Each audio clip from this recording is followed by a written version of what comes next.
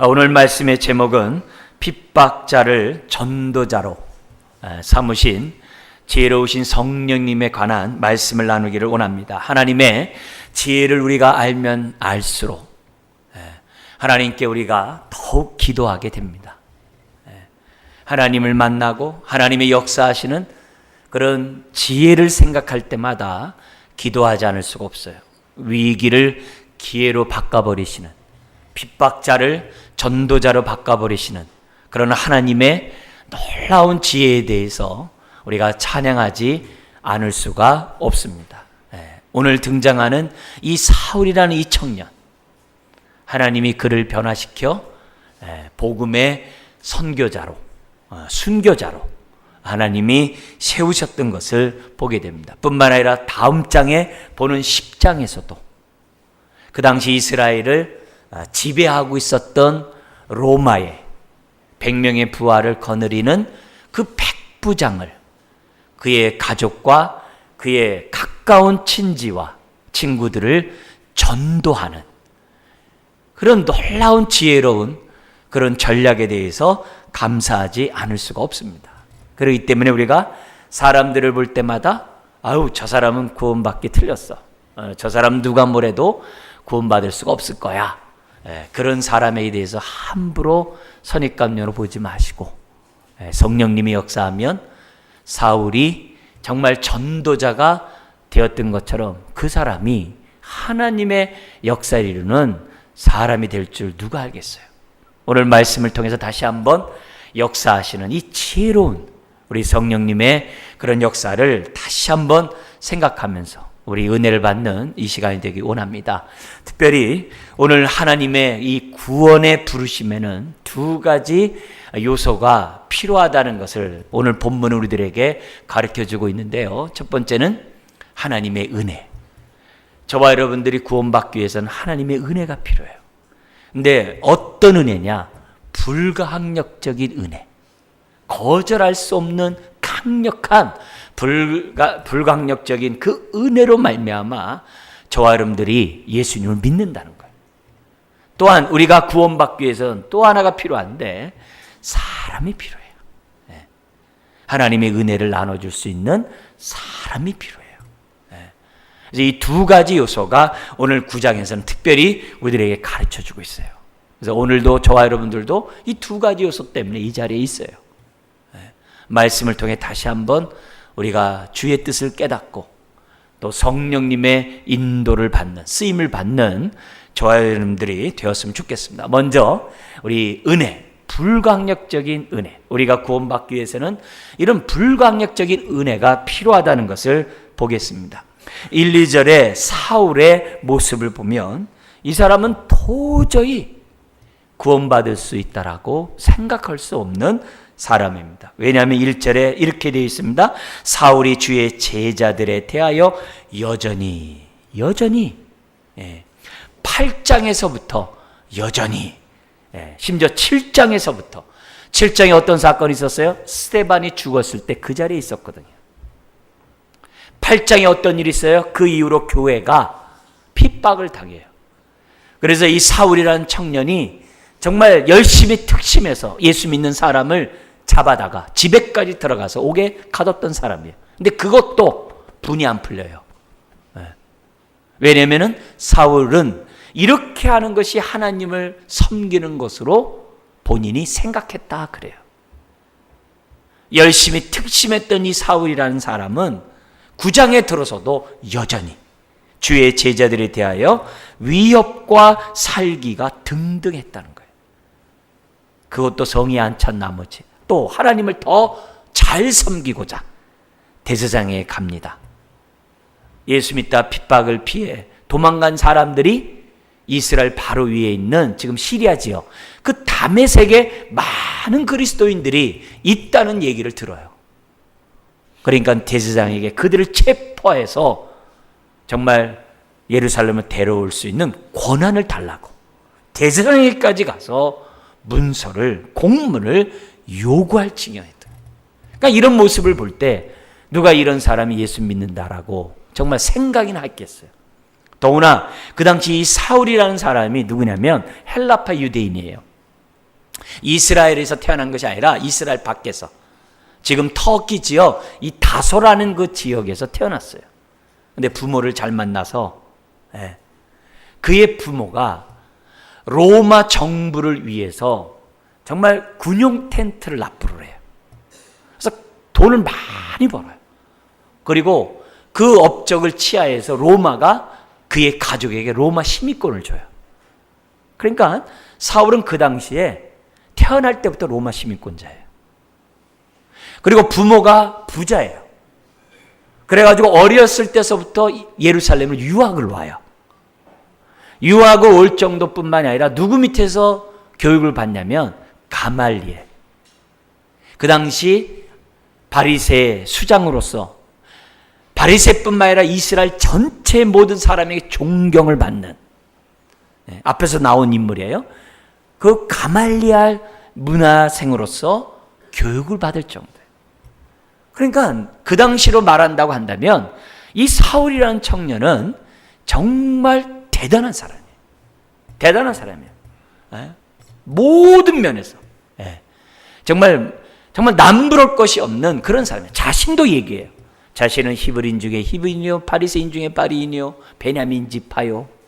모든 면에서 남부러울 것이 없는 그런 사람이에요. 더구나 누구라고요? 바리새파 사람이에요. 이러니 누가 그 사람이 어떻게 예수를 믿는다라고 생각이 났겠어요. 근데 이런 사람에게도 성령님이 찾아주셨어요. 대제사장의 문서를 가지고 다메섹의 원정까지 길을 났습니다. 그런데 3절에 갑자기 그에게 호련히 하늘로부터 빛이 그를 둘러 비춤으로 그가 어떻게 돼요? 4절에 꼬꾸라집니다. 그리고 하늘로부터 음성이 들립니다. 사울아 사울아 내가 어찌하여 나를 박해하느냐.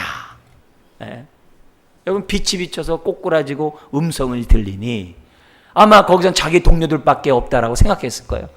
사람들의 음성이 아닌 거죠. 왜? 부활의 주님의 음성이니까 그건 남다른 음성이겠죠. 그 위압감이 있겠죠.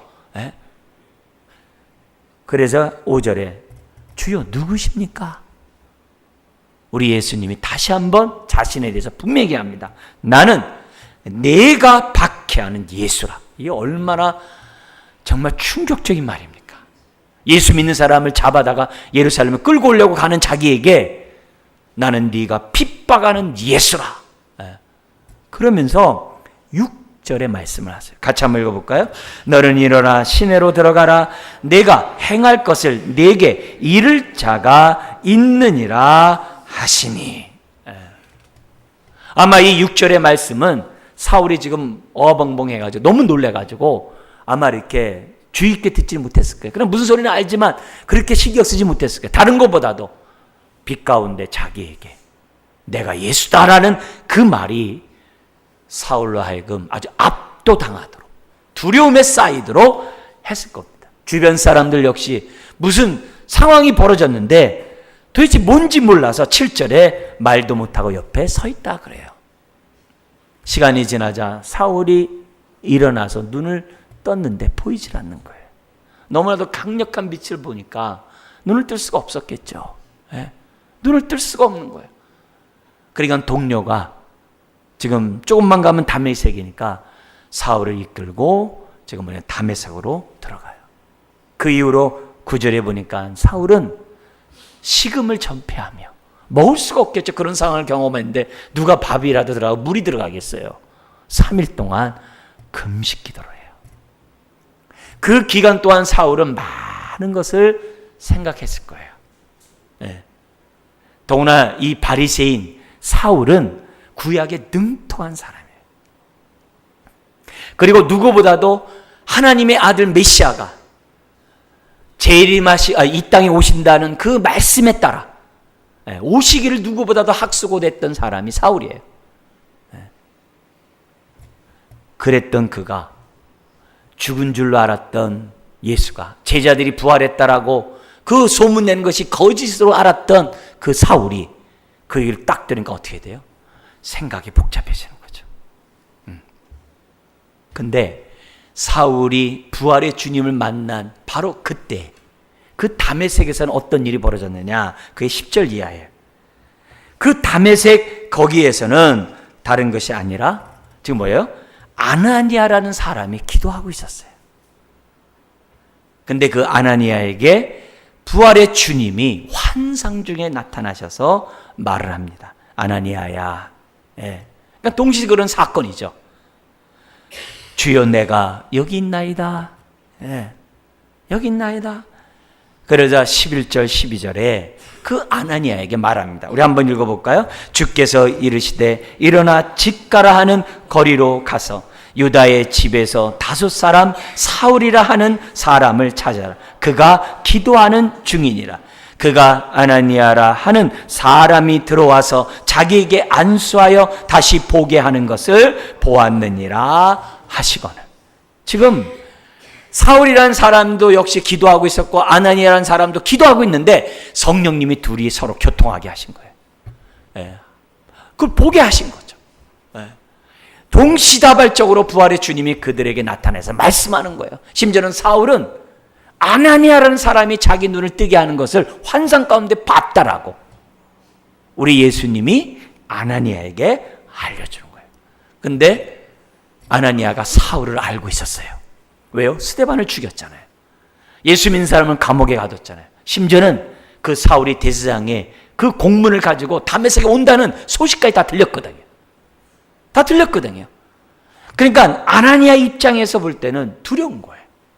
아, 우리 주님이 스데반처럼 자기를 죽으라고 하시나 보다. 스데반처럼 복음 전하고 사울의 손에 자기를 죽이시려나 보다. 두려운 거죠. 예? 왜요? 예수 믿는 사람 잡으러 왔으니까. 그런 상황이에요. 그러니까 두려움에 있는 그런 모습이 13절, 14절에 아나니아가 표현을 해요. 아나니아가 대답하되 주여 이 사람에 대하여 내가 여러 사람에게 듣사온즉 그가 예루살렘에서 주의 성도에게 적지 않은 해를 끼쳤다 하더니 여기서도 주의 이름을 부르는 모든 사람을 결박할 권한을 대제사장들에게서 받아 나이다 하거늘. 예. 아마 아나니아는 죽기 싫다는 그런 개념이 아니라 그만큼 자기가 그거보다도 복음을 스데반처럼 전하다가 숨겨야 되는구나, 아니면 감옥에 있는 자들에게 끌려가가지고 그들을 위로하다가 죽으라고 하는구나, 여러 가지 생각할 수 있어요. 근데 이런 아나니아에게 우리 하나님이 사울에게 보내는 그 뜻을 말함으로 위로하세요. 그게 15절 16절인데요. 한번 읽어볼까요? 주께서 이르시되 가라. 이 사람은 내 이름을 이방인과 임금들과 이스라엘 자손들에게 전하기 위하여 택한 나의 그릇이라. 그가 내 이름을 위하여 얼마나 고난을 받아야 할 것을 내가 그에게 보이리라 하시니. 사울이 또 뭐예요? 이방인의 선교사로, 이방인의 사도로, 이방인의 빛으로 부름을 받았다가 그 복음을 전하는 가운데 수많은 고난을 당할 것을 사울이 또 뭐예요? 환상 가운데 보는 거예요. 주님은 또 듣는 거예요. 네. 여러분, 아닌가 다를까 고린도 후서라는 말씀이 있어요. 고린도 후서는 고린도 교회를 바울이 개척을 했어요. 그런데 시간이 지나자 그 성도들과 바울과의, 이 지금 사울과 바울은 같은 인물입니다. 이 바울에 대해서, 사도에 대해서 불신하기 시작하는 거예요. 심지어는 12 제자가 아니기 때문에 사도가 아니라고 사람들이 자꾸 바울을 모함하는 거예요. 근데 이 모함하게 되면은 사울이 전한 그 복음을 거부하게 되잖아요. 거부하게 되면 어떻게 돼요? 교회가 세워질 수 없고 구원이 이루어질 수 없잖아요. 그래서 바울은 마지못해서 눈물을 머금고 자신이 사도, 하나님으로부터 부름받은 사도임을 증명해야만 했어요. 그게 고린도 후서예요. 그 증명을 하면서 몇 가지 얘기하는데 자기가 정말 간직하고 누설하고 싶지 않지만 그 자기를 비방하는 자들을 위해서 자신이 3층천 하나님 보좌 앞에 가서 하나님을 만난 사건을 얘기를 해요. 왜냐하면 하나님 또 보냄을 받은 사람들은 항상 하나님의 영광을 배야 한다는 것이 선지자의 전통이거든요. 구약에서부터. 그러니까 자신이 하나님부터 정말 사도로 부름받았다는 사실을 신적 권위를 얘기하기 위해서 그 얘기를 해요. 자랑하려고 하는 게 아니라 마지못해. 또 하나예요. 1장에서 13장까지 전체에 많은 지면에 차지하는 말씀이 하나가 있어요. 그게 뭐냐? 고난받았다는 거예요. 복음 때문에 고난받았다는 사실이 자신이 뭐예요? 사도라는 증거라는 거예요. 이 말은 무슨 말이에요? 복음을 전하는 것에서는 오늘 말씀처럼 고난이 있다는 거예요. 오늘 내가 성령 충만해서 성령님의 인도를 정말 제대로 받고 있느냐? 그 판단 기준에 어떻게 보면 절대적인 기준이 뭐냐? 복음과 함께 고난을 받고 있느냐예요. 내가 복음과 함께 고난을 받고 있지 않으면 내 마음 내 뜻대로 사는 사람일 수 있어요. 예수님을 믿지만 성령님과 무관한 삶을 사는 나일 수 있어요. 왜냐하면 복음을 전하는 곳에는 고난이 있거든요. 무시가 있거든요. 배척이 있거든요. 사람들로부터 멸시가 있거든요. 무시당함이 있거든요. 그 무시당함이 나에게 있으면 난 진짜예요. 왜요? 나를 통해 하나님의 생명이 드러나고 있으니까. 그러나 나를 통해 생명의 말씀을 전하지 않는 사람들은 남한테 무시당할 이유가 없죠. 남한테 배척당할 이유가 없죠. 남에게 싫은 소리 들을 이유가 없죠. 왜? 입 다물고 있는데. 바울은 자신이 하나님으로부터 보냄받은 사도라는 증거를 고난으로 표현해요. 심지어는 살 소망까지 끊어졌다 그래요. 그럼에도 불구하고 바울은 오늘 이 이방인의 빛으로, 이방인의 택한 그릇으로 자기 사명을 완수했다는 것을 그의 서신서를 통해 우리들에게 가르쳐주고 있어요. 이 얘기를 아나니아에게 해주는 거예요. 사울도 봤어요. 아나니아가 또 얘기하면 어떻게 돼요? 아하, 이렇게 살아야 되는구나. 그래서 바울은 고난을 두려워하지 않았어요. 고난을 무서워하지 않았어요. 고난을 피하지 않았어요. 오히려 고난을 당당히 맞섰어요. 왜요? 이것이 자신이 받은 사명이기 때문에. 우겨싸이지 않았어요. 거꾸로 뛰림을 당하지 않았어요. 오히려 이렇게 얘기해요. 사망은 나에게, 생명은 너에게. 그렇게 선포하면서 사울이 선교 사역을 이방인들에게 감당했던 것을 보게 됩니다. 여러분, 오늘 이 사건이 왜 중요하냐면은 사도 바울의 서신서를 보면 자기가 받은 은혜를 얘기할 때마다 오늘 다메섹 가는 도중에 부활의 주님을 만난 이 사건을 꼭 얘기를 해요. 바울이 은혜를 얘기할 때마다 항상 이 사건을 얘기를 해요. 이 사건을 염두에 두고 은혜를 얘기를 해요. 여러분, 이 사건을 통해서 바울이 뭘 깨닫는 거예요? 자기는 율법으로서는 흠이 없는 자였어요. 연장자보다도 율법을 더 열심히 지켰던 바리새인이었어요. 누구보다도 하나님을 정말 경외하고 섬겼던 자라고 자부했어요. 근데 구원이 율법을 지킴으로 오는 것이 아니라 하나님의 은혜, 그것도 불가항력적인 하나님의 은혜로 자신이 구원을 받는다는 사실을 이 사건을 통해 깨닫게 되는 거예요. 그래서 바울의 인생이 확 바뀌어버리는 거예요. 누구보다도 열심히 살았던 바울이 팍 바뀌어버리는 거예요. 아, 은혜로 구원받는구나. 은혜로. 그리고 주님이 나를 위해서 죽으시고 주님이 나의 의를 위하여 부활했다는 사실을 깨닫게 돼요. 이 사건이 예수님의 부활한 이 사건과 연관돼서 놀라운 것을 깨닫게 되는 거예요. 더 나아가서는요, 바울이 이 사건을 통해 뭘 깨달았냐면은 자신은 예수 믿는 사람을 핍박하러 다메섹으로 갔거든요. 근데 예수님이 뭐라고 그러냐면 왜 나를 핍박하냐 그랬어요. 자기는 예수 믿는 사람을 핍박했지 예수를 직접 핍박하지 않았거든요. 근데 나는 네가 박해하는 예수라 그래요. 그래서 거기서 뭘 깨닫냐면 아하, 교회가 그리스도의 몸이구나라는 걸 깨달아요. 교회의 머리가 주님이고 우리는 그분의 몸인 그리스도의 몸이 바로 교회라는 것을 깨달아요. 그래서 바울은 그의 서신에서 죽게 하듯 서로를 대하라고 그래요. 소자에게 물 한 그릇 준 것이 주님께 했다라고 바울은 가르쳐 주는 거예요. 이 사건으로 교회는 주님으로 한 몸이라는 이 교회론을 바울이 깨닫고 그의 사역을 감당하게 돼 있어요. 네? 여러분, 오늘의 이 사건은 사울의 입장에서 완전히 180도 바꿔버리는 놀라운 은혜를 체험해요. 무엇보다도 구원은 불가항력적인 은혜로 받는다는 것을 우리에게 보여주는 거예요. 여러분, 불가항력적 은혜가 왜 중요하냐면 은혜를 대충 받으면, 말 표현이 적당한 게 없어서 대충이라고 표현할게요. 대충 은혜를 받으면요, 예수를 믿는다고 하면서요, 옛사람 그대로 살아요. 예수를 믿는다고 하면서요, 세상 가치관 가지고 그냥 살아요. 예수를 믿는다고 하면서 내 삶은 안 바뀌어요. 그게 대충 은혜 받은 사람이에요. 그래서 그 말을 다른 말로 쓰면 무슨 말이냐면은 하나님의 은혜를 값싸게 치부해버린다 그래요. 하나님의 은혜를 값싼 은혜로 받아버렸다 그래요.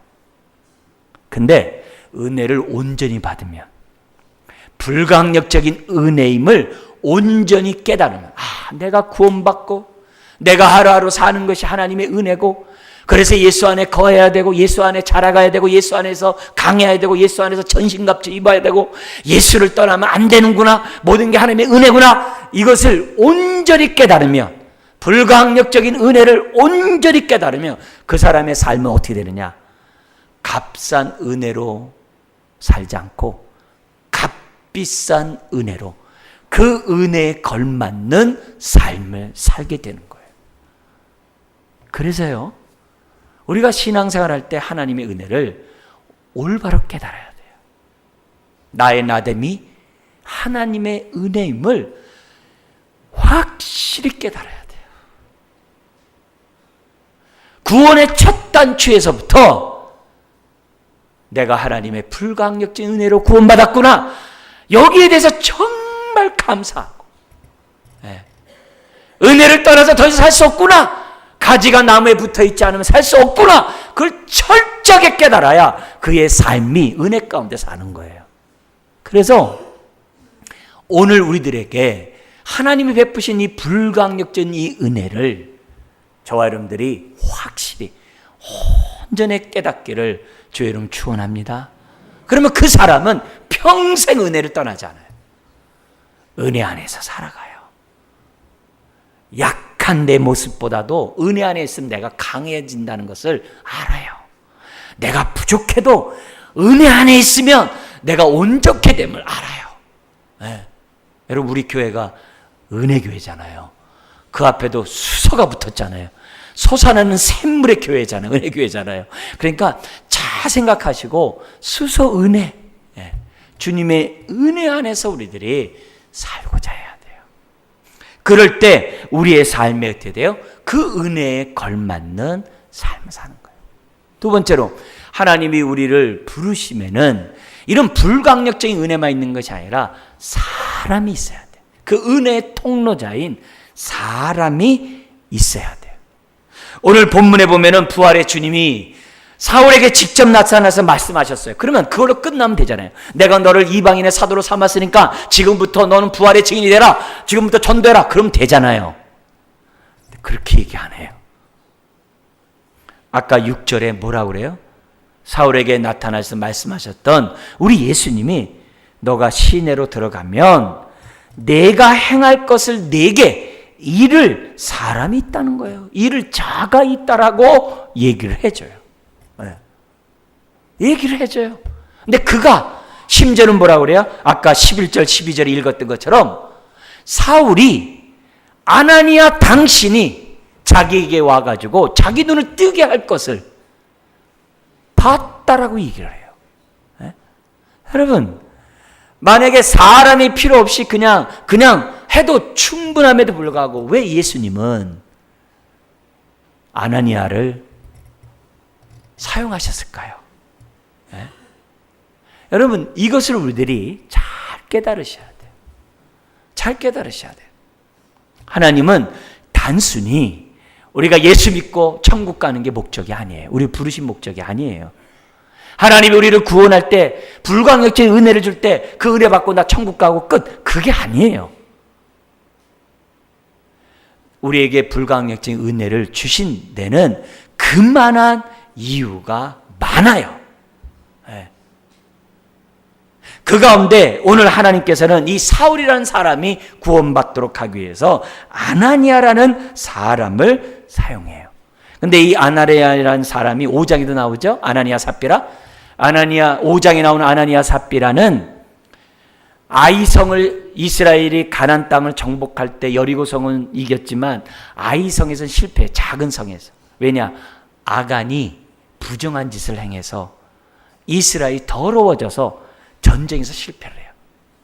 사탄이 교회를 더럽게 하기 위해서 사탄이 아나니아 삽비라를 미혹시켜가지고 교회를 부정하게 만들므로 즉사한 사건이 있었어요. 아나니아.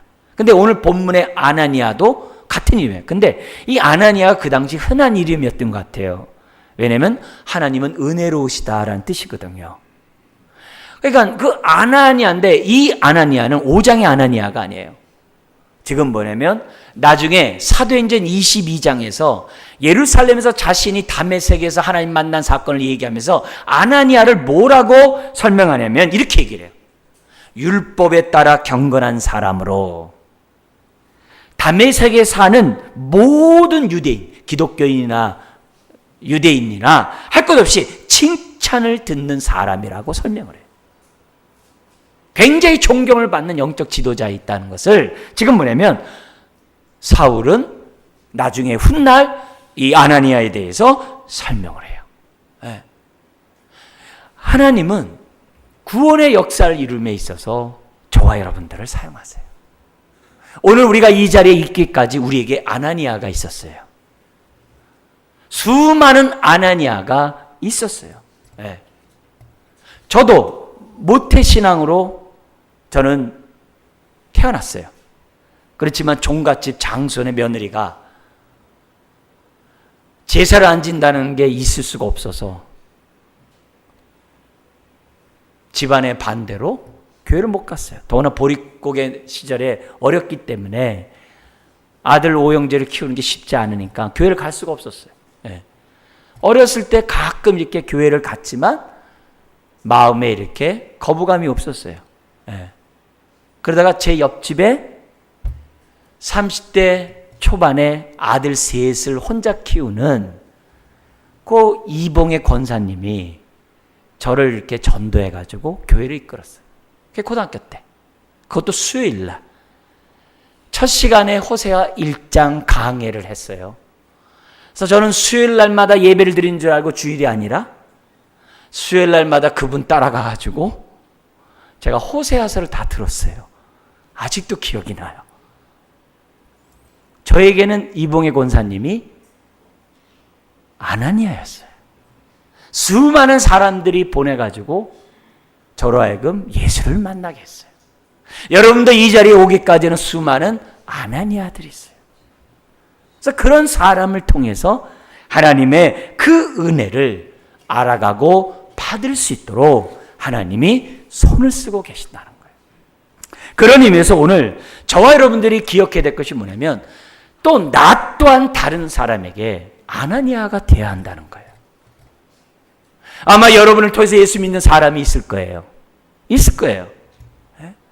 그런 모습을 볼 때마다 정말 우리가 감격하고 이것이 성령님의 역사라고 깨닫는 사람은요, 단회적으로 끝나지 않아요. 내가 성령님의 인도 속에 아나니아를 통해 예수를 믿거나 나를 통해서 사람이 예수 믿는 사람이 생겨나면 그 사람은 단회적으로 그렇게 행동 안 해요. 끊임없이 행동을 해요. 만약에 단회적으로 하고 끝났다면 내가 그만큼 성령의 인도함을 받는 사람이 아니에요. 내가 성령의 인도를 받는 사람이라고 한다면 성령님이 나를 가만 안 둬둬요. 나를 또 다른 아나니아로 사용해요. 근데 저를 전도했던 이봉의 권사님의 담임 목사님이 저희 그 목회자 아나톨레의 학생이었어요. 나중에 알고 보니까 자기 담임 목사를 도와줬던 사람이 자기가 전도한 기민인 거예요. 얼마나 기쁘겠어요. 내가 전도한 목사님을 통해 자기 담임 목사님이, 새로운 담임 목사님이 같이 신앙생활을 했다니 너무 기쁜 거예요. 연결고리 속에서 지금 어떻게 돼요? 사람이 세워지고 있는 거예요. 여기서 우리는 두 가지 역할을 볼 수 있어요. 사람이 전도하는 것뿐만이 아니라 그 사람이 어떻게 돼요? 교회에 정착하고 교회에서 생활하고 함께 그리스도 몸을 세워가는 데 있어서 뭐가 필요하다는 거예요? 사람이 필요하다는 거예요. 그것을 오늘 이 사건을 우리들에게 보여줘요. 아닌가 다를까? 이 사울이 정말 하나님의 은혜 가운데 아나니아에 의해서 지금 어떻게 돼요? 17절부터 19절에 눈을 뜨게 돼요. 눈을 뜨는 것으로 끝나는 것이 아니라 19절 하반절에 며칠을 머물면서 다말섹에 있는 주님의 제자들과 뭐 하는 거예요? 교제를 하게 돼요. 이게 중요한 요소예요. 왜 하나님이 아나니아를 부르셨는가? 사울의 단순히 구원만이 아니라 교회 공동체의 한 구성원으로 받아들이도록 하기 위해서 그 당시에 가장 존경을 받는 아나니아를 통해서 사울을 부르신 거예요. 우리 교회에 세가족위원회가 있어요. 세가족위원회를 세운 이유는 여러분이 뭐라는 거예요? 단순히 예수님만 전하는 게 아니라 그 교회에 처음 온 교회 생활이 낯선 사람이 교회 안에서 익숙하고 그리스도 몸의 한 구성원으로 정착할 수 있도록 도와줘야 한다는 것을 시청각적으로 보여주기 위해서 세가족위원회가 있는 거예요. 아나니아를 통해서 사울은 구원을 받았을 뿐만이 아니라 교회의 한 구성원으로 교제를 하는 그런 역사가 나타난 거예요. 여러분, 성령님의 지혜가 이렇게 놀라운 거예요. 돌고 돌아가지고 믿는 사람이 자꾸 세워나는 거예요. 우리 유튜브에도 있고 인터넷상에 많이 이렇게 정말 사람들이 보고 있는 한 사건이 있어요. 교회 이 순환, 돌고 도는 하나님의 구원의 역사를 나타내는 그런 이 유튜브가 있는데요. 그 글이 있는데 그게 뭐냐면은 어떤 사람이 어떤 아나니아에서 예수를 믿는 다음에 그가 또 다른 사람을 구원한 아나니아가 되어서 돌고 도는 하나님의 구원의 역사를 위한 그런 내용이에요. 한 예를 들면 뭐냐면 1850년경에 시카고에서 킴볼이라는 주일학교 교사가 은혜를 받아요. 근데 이분은 내성적이에요. 사람들에게 이렇게 막 다가가서 말하는 분이 아니에요. 근데 성령님이 그 마음을 만지셨어요. 기도했어요. 자기 눈에 들어오는 사람이 있었어요. 누구냐면은 늘 자신의 구두를 수선해주는 수선공이, 그 구두 수선공이 있었어요. 그래서 그 사람에게 정말 나지막한 목소리로 그 사람에게 전도를 했는데, 이 사람이 예수님을 믿는 거예요. 그 킴볼 교사 선생에 의해서 예수를 믿어요. 근데 그 사람이 누구냐? 100만 명을 전도했다고 하는 무디예요. 무디예요. 이 무디가 예수를 믿어요. 그래가지고 이 사람이 복음 사역을 하다가 영국에 가가지고 부흥회를 인도하는데 그 자리에서 아주 작은 교회를 목회하고 있었던 F.B. 마이어라는 그 목회자가 은혜를 받습니다. 여러분들은 마이어에 대해서 잘 모르지만 목회자들은 마이어 책에 대해서 너무 감사하게 생각하면서 은혜를 받는 사람이에요. 굉장히 유명한 사람이에요. 우리나라에서요. 근데 이 마이어가 은혜를 받고 하나님 앞에 쓰임을 받아가지고 다시 무디가 하늘나라에 가고 무디가 세운 성경학교가 있는데 거기에서 설교를 하다가 한 청년이 또 뭐예요? 은혜를 받아요. 네. 한천이 은혜를 받는데 이 사람이 뭐냐면 미국에서 YMCA에 그걸 아주 부흥시켰던 체프만이라는 사람이에요. 그래서 이 사람을 통해서 놀라운 구원의 역사가 막 나타나요. 근데 자기를 돕는 간사를 한 명을 뽑았는데 그 간사 역시 은혜를 받아요. 그 사람이 누구냐면은 빌리 썬데이라는 사람이에요. 이 사람이 가스펠송을 엄청 많이 작사 작곡하면서 부흥의 역사를 일으켜요. 그래서 이 사람이 은혜를 받아가지고 전도자가 되다가 한 시골에 가서 전도를 하는데 거기서 아주 젊은 청년이 딱 한 명 은혜를 받았는데 그 은혜를 받은 사람이 누구냐? 여러분도 웬만하면 아는 우리나라에도 왔던 세계적인 전도자 빌리 그레함이에요. 그래서 이 킴볼이라는 교사로부터 시작해서 빌리 그레함까지 150년이 지나는데 성령님의 역사가 돌고 돌아가지고 정말 또 다른 사울이라는 사람을 구원받게 할 뿐만이 아니라 교회 한 구성원이 되게 하고 복음을 위하여 자기 삶을 드리는 그런 역사를. 그래서 빌리 그레함이 우리나라에 왔을 때 저도 집회에 갔었거든요. 어린 시절에. 여러분 얼마나 한국 사람들이 은혜를 받은지 몰라요. 에? 여러분 성령님의 역사는 우리가 뭐라고 예측할 수 없어요. 우리가 캄보디아 단기 선교를 준비하고 있어요. 아이들 주일학교 이렇게 대상으로 이렇게 할 거예요. 거기서 그 아이를 통해 캄보디아가 복음화 될지 누가 알아요? 몰라요. 네.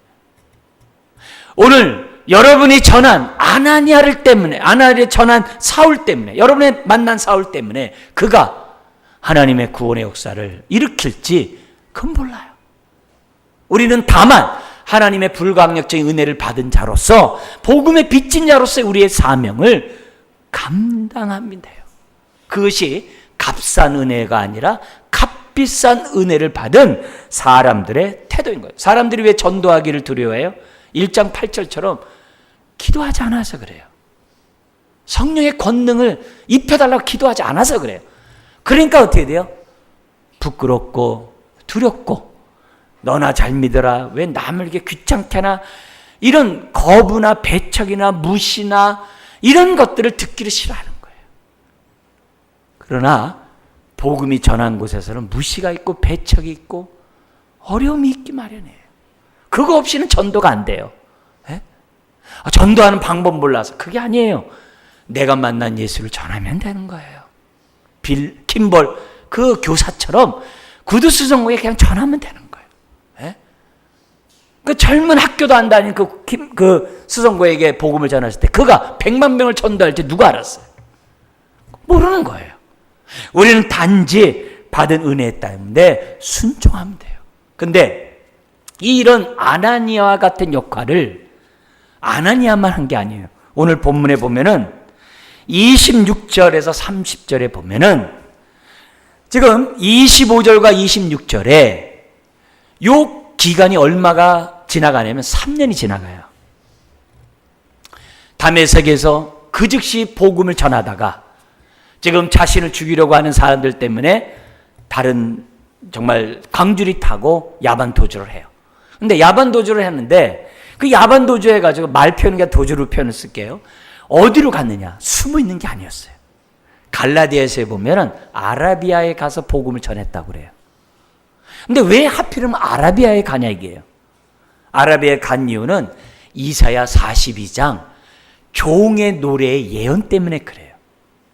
거기에 보면은 이방인이 빛이 비쳐가지고 정말 예수 그리스도로 말미암아 이방인들이 구원받고 열방이 하나님을 찬양하는 그 예언의 노래가 이사야 42장에 있어요. 이사야서에는 예수님을 설명하는 예언이 4개가 있는데 그걸 종의 노래라고 그래요. 그 종의 노래 가운데 하나가 예수님을 통해 열방이 구원을 받는다는 거예요. 특별히 게달. 아라비아 사람들이 살고 있는 그 게달 족속에게 복음이 전파된다. 게달은 에서의 후예들이에요. 게달 민족이 살고 있는 데가 아라비아예요. 그러니까 바울은 뭘 깨달은 거예요? 나를 이방인의 택한 것으로 삼으셨기 때문에 이미 구약을 다 알고 있는 바울이기 때문에 그 말씀에 따라 아라비아에 가서 복음을 전하다가 3년 만에 지금 어디 온 거예요? 예루살렘에 온 거예요. 근데 사람들이 26절에 바울을 믿지 못하는 거예요. 저거 위장으로 믿는다고 하고 믿는 사람 다 잡아둘 거야. 이렇게 생각하는 거예요. 근데 성령님이 바나바의 마음을 움직였어요. 바나바가 사울을 받아줬어요. 그리고 바나바가 사울을 사도들에게 소개해줬어요. 믿는 자들을 소개했어요. 그래서 15일 동안 예루살렘에 머물면서 복음의 말씀을, 예수님에 관한 말씀을 선언을 나누는 그런 은혜를 받게 돼요. 여러분, 여기서도 바나바가 필요해요. 이때 바나바는 누구예요? 이미 예수 믿는 사람을 교회의 한 구성원으로 연결하는 사람이 바나바예요. 세가족위원회를 보면서 뭘 봐야 돼요? 아, 나도 바나바가 돼야 되겠다. 세가족위원회만 바나바가 아니라 교회의 바나바가 돼야 되겠다라는 생각을 가지셔야 돼요. 왜요? 그래야 교회가 세워져요. 여러분, 우리가 구원받고 천국 가는 게 목적이 아니에요. 구원받고 교회의 한 구성원이 되어서 교회를 세우고 그 교회를 통해 사람들이 예수를 믿고 하나님 나라가 확장하는 것이 구원을 베푸신 목적이에요. 그렇다면 오늘 이 말씀 속에 나는 오늘의 아나니아와 바나바로서 주 앞에 서야만 한다는 거예요. 나를 통해 사울이 생겨나고 그가 또 다른 사람을 구원할 수 있도록, 구원할 뿐만 아니라 예수 믿는 사람이 우리 교회에 잘 정착하고 그리스도의 몸으로 잘 세워지고 함께 자라갈 수 있도록 바나바의 역할을 하는 사람이 값싼 은혜를 받은 사람이 아니라 하나님의 은혜를 값비싼 은혜로 받은 사람의 신앙이라는 거예요. 오늘 이 말씀을 통하여 다시 한번 정말 불가항력적인 은혜를 체험할 뿐만이 아니라 그 은혜에 걸맞는 아나니아와 삽비라가 되시기를 주의 이름으로 축원드립니다. 기도하겠습니다. 하나님